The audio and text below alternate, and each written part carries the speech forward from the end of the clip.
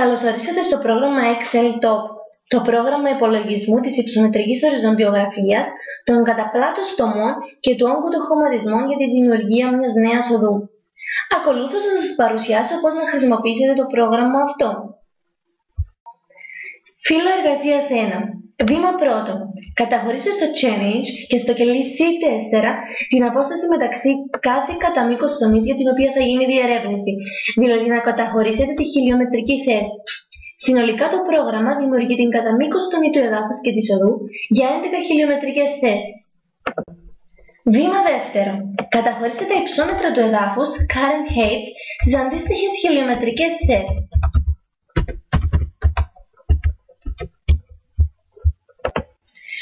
Βήμα 3. Η οδός θα αποτελείται από 3 ευθυγραμμίες. Εσείς δεν έχετε παρά να καθορίσετε τις αρχικές και τελικές συνδεδεγμένες της κάθε μιας από αυτές.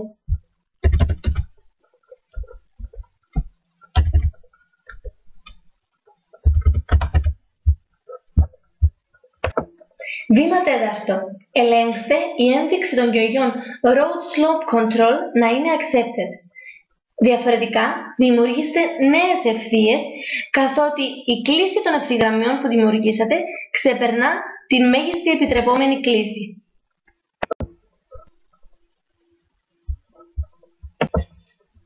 Βήμα 5. Πατήστε το κουμπί Calculate Design Heights ή Ctrl-Shift-D για να υπολογιστούν τα υψόμετρα της οδού που δημιουργήσατε ανά χιλιομετρική θέση. Βήμα 6.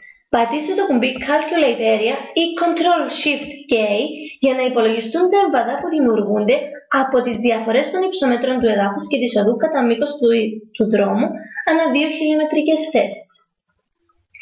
Βήμα 7.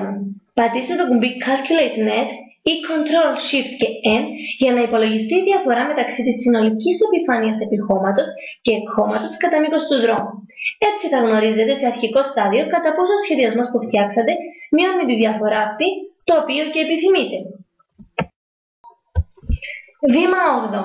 Αν η οδός που σχεδιάσατε πιστεύετε ότι δεν είναι η βέλτιστη και αυτό θα γίνει με τον έλεγχο του NET και της ασφάλειας του δρόμου, τότε πατήστε το κουμπί Clear Design Heights, Area and Net ή Ctrl-Shift και C για να διαγραφούν τα υψόμετρα του προτινόμενου δρόμου, τα εμβαδά και η διαφορά επιχώματος και εκχώματος.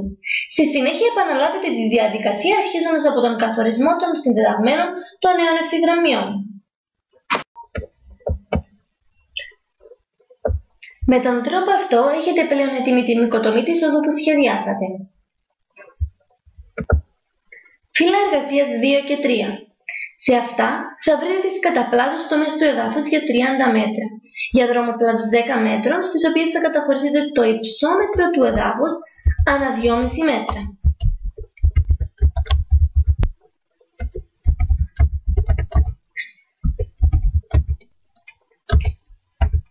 Κάνοντας μόνο αυτό μπορείτε να δείτε ότι υπολογίζετε το εμβαδό του ορίγματος και του επιχώματος για κάθε διατομή ξεχωριστά.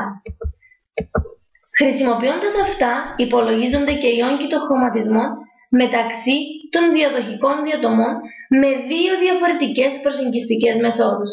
Η πρώτη είναι η μέθοδος End Areas και η δεύτερη είναι η μέθοδος Prismoidal Formula.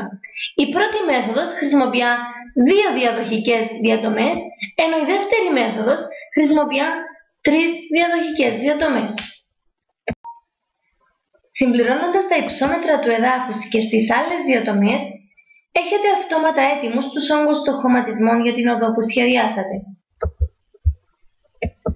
Έχουν ήδη καταχωρηθεί τα υψόμετρα και στις υπόλοιπες διατομές, οπότε βλέπετε πώς διαμορφώνεται η καταπλάτος τομή σε κάθε χιλιομετρική θέση.